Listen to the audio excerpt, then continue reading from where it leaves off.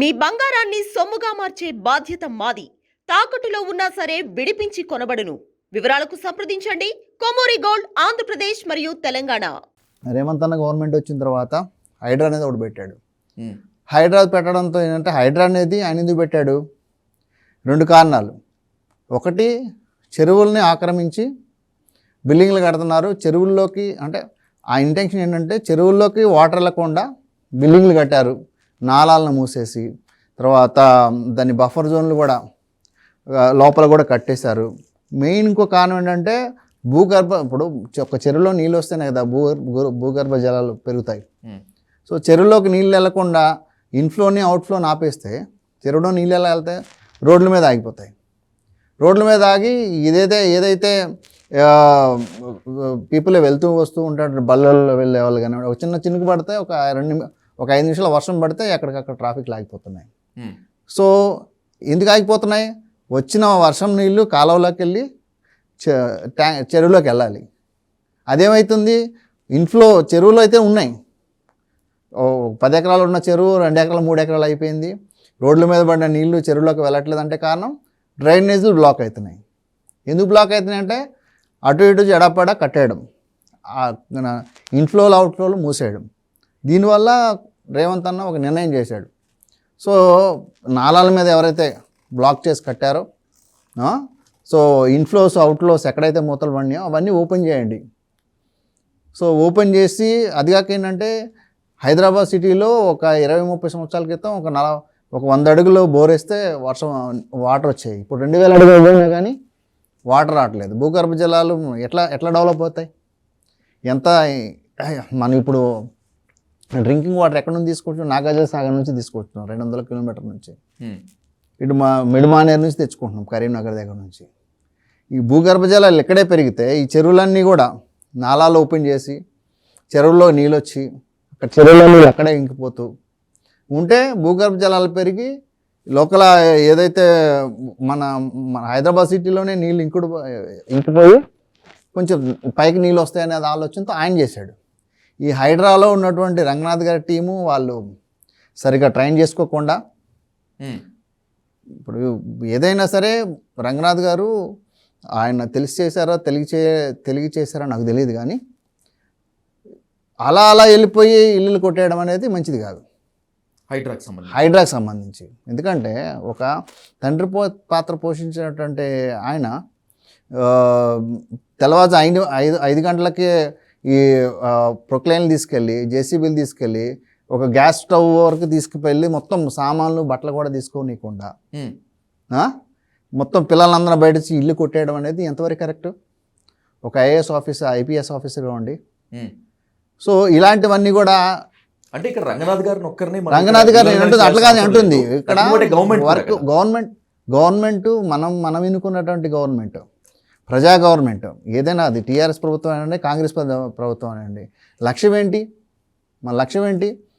చెరువుల్లోకి నీళ్లు రాకుండా రోడ్ల మీద ఉండిపోతున్నాయి. భూగర్భ జలాలు, చెరువుల్లోకి నీళ్ళు రాకపోతే భూగర్భ జలాలు పెరగవు. ఇదే కదా. సో దానికి ఒక హైడ్రా కమిటీ చేసి ఒక హైడ్రా సంస్థ నెలకొల్పారు. వాళ్ళు చేయాల్సిన పనులు ఏంటి? ఇన్ఫ్లోస్ ఎలా ఉన్నాయి? ఇప్పుడు నిజాం గవర్నమెంట్ ఉన్నప్పుడు చైన్ చెరువులు ఉండేవి, గొలుసుకట్టు చెరువులు అని. ఇప్పుడు ల్యాండ్లో ఎలా ఉంటుంది? వాటర్ సోర్స్ ఎలా ఉంటుంది? వర్షం పడ్డప్పుడు కాలువలు, చెరువులు, నదులు, సముద్రాలు, ఇంతేనా? ఎక్కడైనా ఒక వర్షం పడింది అనుకోండి, ఆ వర్షం పడిన ప్రాంతం నుంచి కాలువలో నీళ్ళు వస్తుంది, కాలువ నుంచి చెరువులోకి వస్తుంది, ఆ చెరువు నిండిన తర్వాత ఇంకో చెరువులోకి వెళ్తుంది, ఇంకో చెరువు నిండిన తర్వాత ఇంకో చెరువులోకి వెళ్ళి అదే కదా కాలువలు, చెరువులు, నదులు, సముద్రాలు, ఈ వాటర్ ఇలా వెళ్తుంది. సో ఇదేంటి? గొలుసుకట్టల చెరువులు ఒక లిస్టు తీసినప్పుడు 178 చెరువులు మాయమైనవి అన్నారు. అసలు ఏం మాయమైనాయి? దాంట్లో సర్వేర్లు పెట్టారు, ఎన్ఆర్లు పెట్టారు. ఆయనకి ఇచ్చినటువంటి 260 మంది స్టాఫ్లో గవర్నమెంట్ పోలీసులు ఉన్నారు. దాంట్లో ఆర్గనైజేషన్ ఫామ్ చేసి ఆయనకు అప్పు చెప్పారు. వాళ్ళు సర్వే వాళ్ళు ఉన్నారు, దాంట్లో ఎంఆర్ వాళ్ళు ఉన్నారు, రెవెన్యూ వాళ్ళు ఉన్నారు, తర్వాత రిజిస్ట్రేషన్ డిపార్ట్మెంట్ వాళ్ళు అన్ని సంస్థలు కలిపి ఒక హైడ్రా నెలకొల్పారు. వాళ్ళతో మీరు గ్రౌండ్ వర్క్ చేసింది ఏది? గ్రౌండ్ వర్క్ చేయాలి కదా. ఒక చెరువుని మీరు తీసుకొని ఆ చెరువుకి ఇన్ఫ్లో ఎక్కడ ఉంది, అవుట్ఫ్లోస్ ఎక్కడ ఉన్నాయి, క్యాచ్మెంట్ ఏరియా ఎక్కడ ఉంది, అసలు చెరువు గవర్నమెంట్ ల్యాండ్ ఎంత ఉంది, దానికి FTL ఎంత ఉంది, బఫర్ జోన్లు ఎంత ఉన్నాయి, ముందు మార్కింగ్ చేసుకోవాలి కదా. ఎగ్జాక్ట్లీ, అవును. మార్కింగ్ చేసుకోకుండా కొట్టాడమేనా? డెమాలిషన్ బఫర్ జోన్ నిర్ణయించుకోవాలి. కొట్టుకో. ఇప్పుడు వాళ్ళు డెమాలిష్ చేయడమే నీ లక్ష్యం అంటే ఎంతమంది అంటే ఆ పరిస్థితుల్లో మన ఫ్యామిలీ ఉంటే, మన అన్నదమ్ములు ఉంటే, ఇవాళ రోజున ఒక ప్లాట్ కొనాలి, ఒక ఇల్లు కొనాలి అంటే ఒక జీవితం, అంతే కదా. ఒక ప్లాట్ కొని ఒక ఇల్లు కడితే ఒక జీవితం అయిపోతుంది.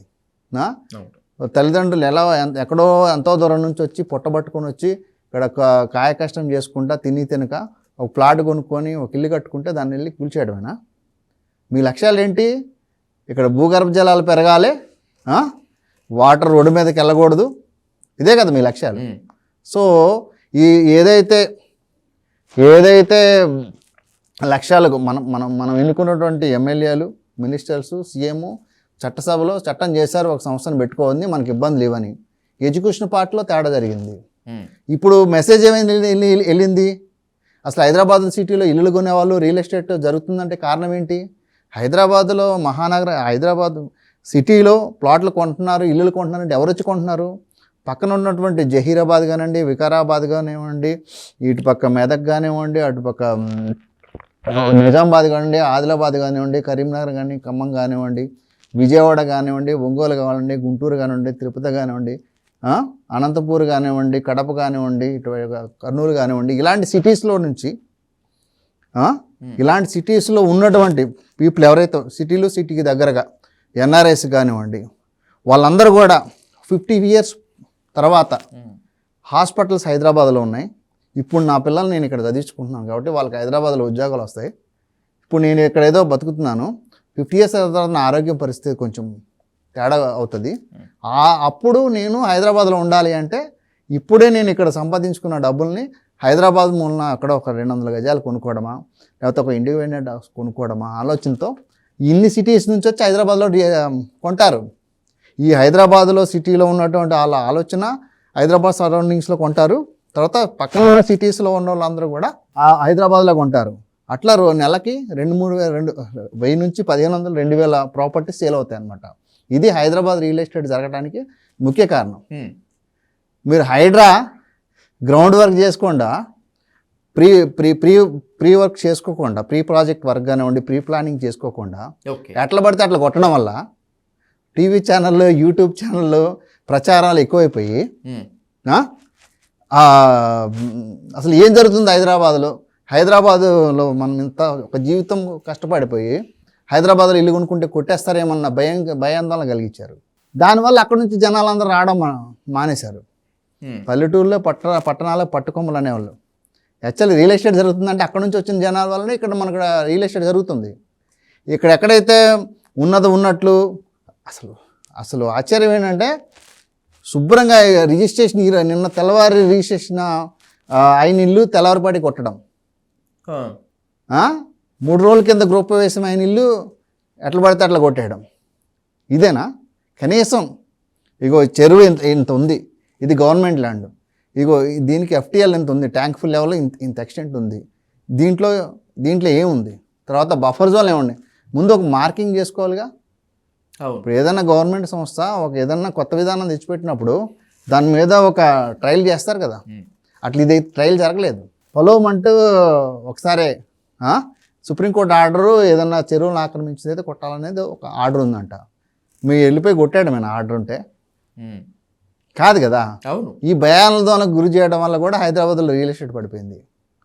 ఒకటి ఏదైతే 100 కోట్లు, 2 ఏదైతే చెప్పినటువంటి నేను 5 సంవత్సరాల నుంచి రియల్ ఎస్టేట్ బాగా పెరగడం వల్ల రియల్ ఎస్టేట్ పడిపోవటం, 3వ అంశం వచ్చేసి హైడ్రా జరిగినటువంటి ఎడ్యుకేషన్ పార్ట్లో జరిగినటువంటి ఎడ్యుకేషన్ చేయడంలో తప్పులు జరిగినాయి. ఇప్పుడు మామూలుగా హైడ్రా వచ్చి డెమాలిషన్ చేస్తారు. ఎప్పుడు చేస్తారు? కనీసం వాళ్ళు మార్కింగ్లు చేసుకున్న తర్వాత పోల్స్ వేసుకొని 3 రకాల పోల్స్ వేసుకొని 3 రకాల పోల్ చేస్తే పీపుల్కే తెలిసిపోతుంది అక్కడ ఉన్న వాళ్ళకి. అరే మేము తెలియక నేను బఫర్ జోన్లో కొనుక్కున్నా, నాకు తెలియక నేను చెరువులో కొనుక్కున్నా, నాకు తెలియక నేను ఎఫ్టీఎల్లో కొనుక్కున్నా, మరి వీళ్ళు వచ్చేసి నాకు ఇలాగ నోటీసులు ఇచ్చేయాలి. అరే బాబు నువ్వు ఎప్పుడు ఎట్లా కొన్నావో తెలియదు, ఇది మేము హైడ్రా అనేది ఒక కొత్త సంస్థ వచ్చింది, నువ్వు నీ మార్కింగ్ చేసిన దాని ప్రకారం నీది బఫర్ జోన్లోకి వచ్చింది, నీ కొత్త మార్కింగ్ చేసిన ప్రకారం నువ్వు చెరువులో ఉన్నావు, నువ్వు మాత్రం ఒక 6 నెలల్లో నువ్వు ఖాళీ చేయాలి.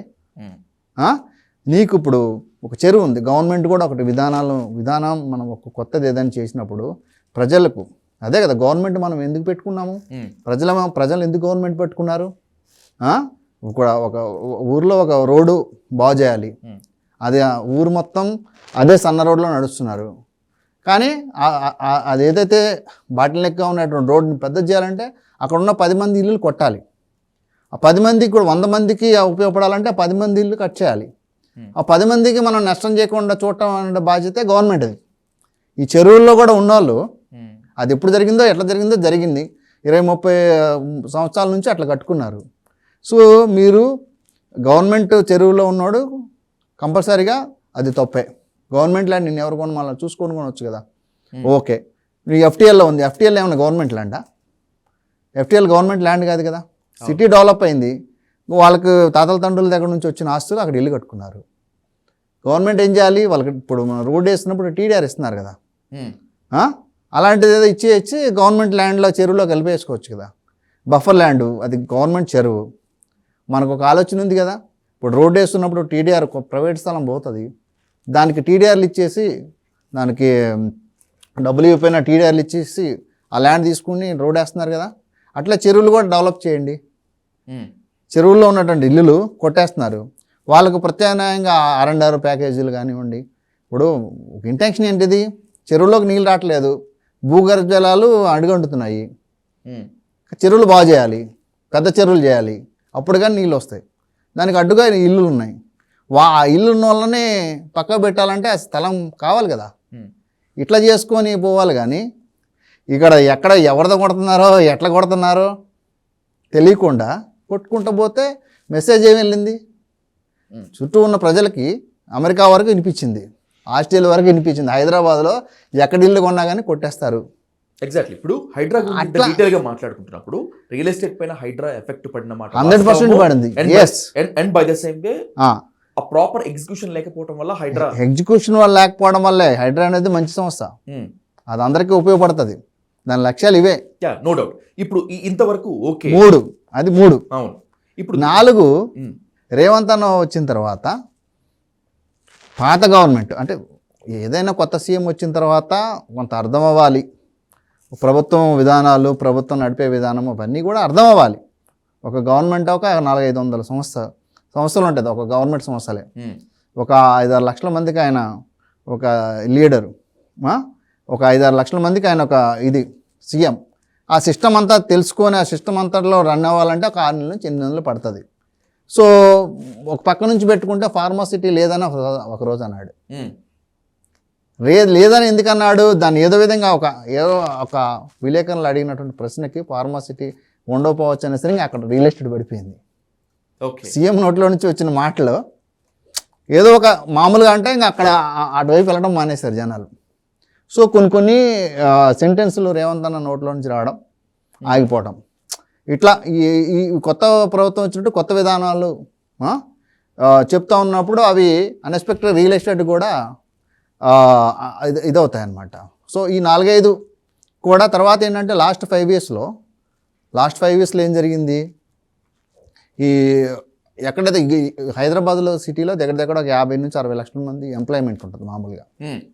లాస్ట్ 5 ఇయర్స్లో హెచ్ఎండిఏ ప్లాట్లకి, డిటిసిపి ప్లాట్లు కూడా లోన్లు తీసుకొని కొన్నారు. ఓకే, ప్లాట్లు కూడా మామూలుగా ఇండిపెండెంట్ హౌస్లు, అపార్ట్మెంట్ల ఫ్లాట్లు లోన్ తీసుకొని కొంటారు. వీళ్ళు ప్లాట్లకు కూడా లోన్లు ఇచ్చారు. దగ్గర ఈ 30 lakhs నియర్లీ 20 lakhs పాపులేషను ప్లాట్లు కూడా లోన్లు తీసుకున్నారు. మొత్తం ఇప్పుడు రియల్ ఎస్టేట్ ఒకసారి ఇలా పెరిగిపోయింది, పక్క స్టేట్లలో ప్రభావము, ఇలాంటి ప్రభావం వల్ల సో లోన్లు తీసుకొని కొన్నారు. దానివల్ల కూడా ఇప్పుడు ఈ వీళ్ళందరూ కూడా కొంతమంది లోన్లు కట్టే ఆడవాళ్ళు ఉన్నారు. సో ఇట్లా ఒకటేమో పాకెట్ రీచ్ అవ్వనంతగా పెరిగిపోయింది రియల్ ఎస్టేట్ ఈ 5 సంవత్సరాలు.